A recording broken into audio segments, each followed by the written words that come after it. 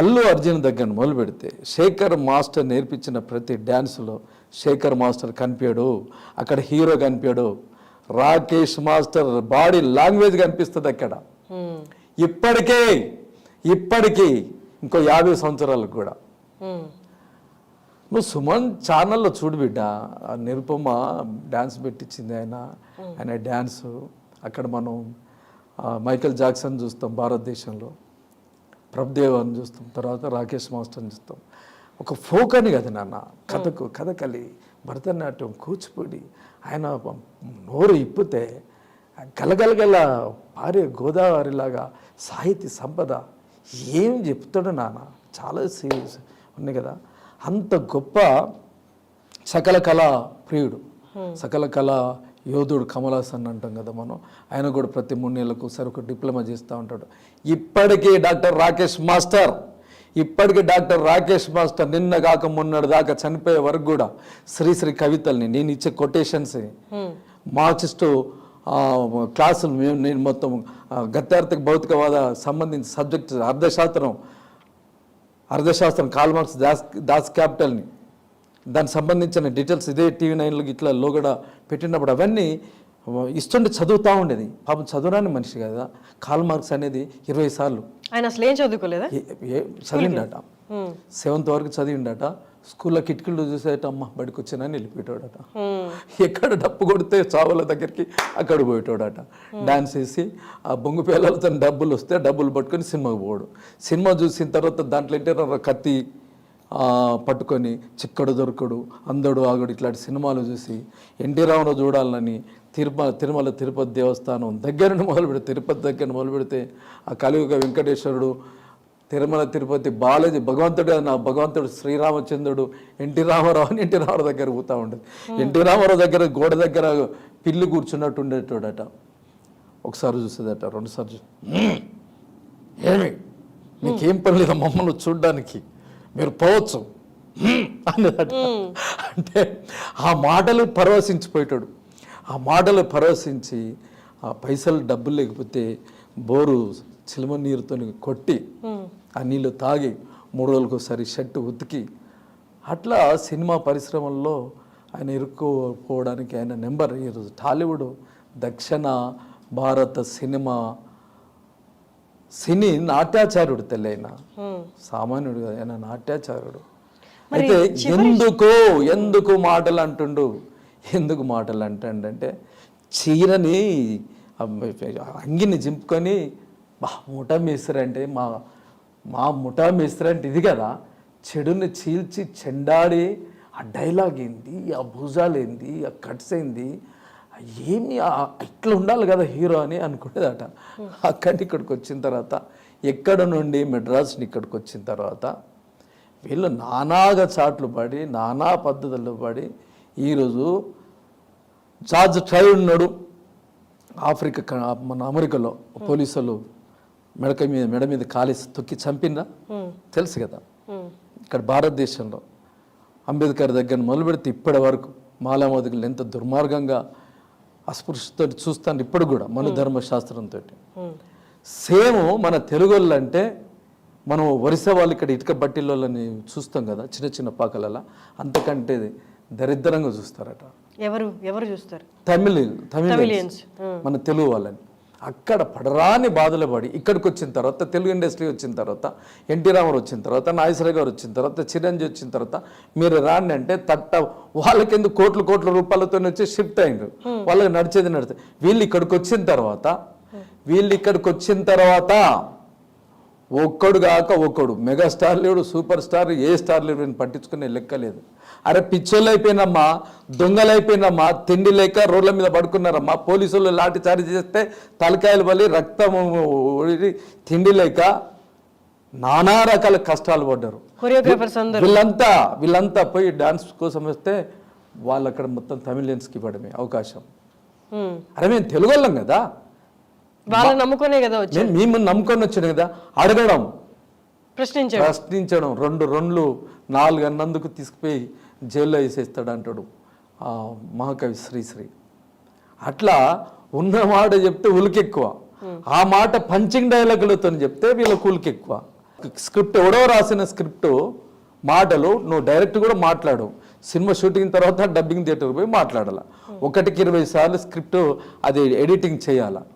నీ అందమే కాదు, మొత్తం రంగు పూసుకోవడమే. నీ బట్టలు కాదు, నీ ఫైట్ నీ కాదు, అంత ఫేక్. నువ్వు ఫేక్ హీరోయి. నువ్వు జనాల్లో పిచ్చలు. మన భారతీయులు ప్రపంచంలో సినిమా పిచ్చలు, భారతదేశంలో సినిమా ఎక్కువ పిచ్చలు. ప్రపంచంలో 204 దేశాల్లో ఎక్కువ సినిమా పిచ్చోళ్ళు ఉన్నది భారతదేశంలో. ఈ భారతదేశంలో ఎక్కువ సినిమా పిచ్చోళ్ళు ఉన్నది తెలుగు రాష్ట్రంలో. ప్రపంచంలో ఎక్కువ సినిమా పత్రికలు ఉన్నాయి భారతదేశంలో. ఈ భారతదేశంలో ఎక్కువ సినిమా పత్రికలు ఉన్నాయి తెలుగు రాష్ట్రంలో. అంత పిచ్చోళ్ళం అన్నట్లు.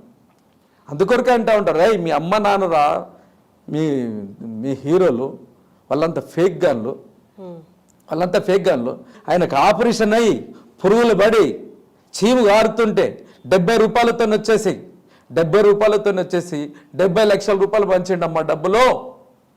ఆ టైంలో వీళ్ళందరిని అన్నాడు. ప్రతి హీరో దగ్గర పనిచేస్తుండే సుమారు. వాళ్ళని అడిగి కడిగిండు. ఏం ఆపరేషన్ జరిగింది ఆయనకి? లివర్కి సంబంధించిన ఆపరేషన్ అయింది. ఏ ఇయర్లో? ఎన్నేళ్ల క్రితం? కరోనా ఫస్ట్ లాక్డౌన్ టైంలో ఆపరేషన్ అయింది. ఆపరేషన్ అయ్యి పురుగులు పడ్డాయి, చీము గారుతుంది, ఇట్లా ప్రేగ్ వస్తుంటే ఇట్లా లోపలికి ఒత్తుకుంటా ఉన్నాడు. అట్లా చేసుకుంటా కూడా ఎక్కడ కరోనా రోగులు ఉంటే కరోనా రోగులకు అన్నం పెట్టడం, డబ్బులు ఇవ్వడం. వెళ్ళిపోయారు ఆయన. హైదరాబాద్ మొత్తం ఎక్కేలా ఒక చార్మినార్ లాగా, కుతుబ్ మినార్ లాగా ఆయన ఒక్కడే నడుస్తూ ఉన్నాడు. పోలీసులు ఆయనకు ద్వారాలు తెరిచి ఉన్నాయి. ఆయన నడుస్తూ ఇస్తుంటే ఈ మొత్తం వీడియోలు చూసి ఎస్ఆర్కే ఎంటర్టైన్మెంట్ చూసి జనాలంతా డబ్బులు పంపిస్తుంటే చనిపోయే టైంలో నీకు కీమ కావాలా చలో కీమా వండిచ్చి ఫ్రై చేయించడం, నీకు చికెన్ బిర్యానీ కావాలా చికెన్ బిర్యానీ, నీకు బియ్యం కావాలన్నా బియ్యం. అరే కుక్కలకి అన్నం లేవు, కుక్కలకి అన్నం. గోమాతలు ఎక్కడ పడితే గోమాతలు పక్షులకు అట్లా చేసుకుంటా ఆ టైంలో మాట్లాడితే కామెంట్స్ పెట్టిండ్రు. మా హీరోని తిడుతూ, అరే ఎవడరా హీరో, నీ తల్లిని చూడరా చచ్చిపోతే వాళ్ళు కరోనాతో చచ్చిపోతే శవాలను వదిలిపెట్టి తిరుగుతుండ్రు, వాళ్ళరా హీరోలు. సత్యం చెప్తే అది అబద్ధమా? తల్లి? అది మీరు ఇంటర్వ్యూలో చూడండి, ప్రతి ఇంటర్వ్యూలో కార్యకారణ సంబంధం లేకుండా ఆయన ఎవరిని ఎప్పుడూ అనలే. సాటి మనుషులంటే గెలుగుతేనే అంటాడు. ఇంత తెలిసిన ఆయన, ఇంత విద్యా జ్ఞానం ఉన్న ఆయన తాగుడికి ఎలా బానిసయ్యారు? మహాకవి శ్రీశ్రీ ఈ యుగం నాది అంటాడు, యుగ కవిని అంటాడు. నేను త్రాగేది విషమైన కక్కేది అమృతం అంటాడు. నేను తాగేది విషమైన కక్కేది అమృతం అంటాడు. దౌర్భాగ్యం ఏంటంటే మన కళ్ళ ముందు రాకేష్ మాస్టర్ తాగుతుండే కానీ రాకేష్ మాస్టర్ తాగట్లేడమ్మా. రాకేష్ మాస్టర్ని తాగిస్తూ ఉన్నారు. రాకేష్ మాస్టర్ని ఎవరు తాగిపిస్తున్నారు? బ్రాందీ షాపులను ఎవరు తాగిపిస్తుండ్రు? కాంట్రాక్టర్ తీసుకుంటే కాంట్రాక్టర్ ఎవరు తాగిపిస్తుండ్రు? ఆ బ్రాందీ తయారు చేస్తాడు.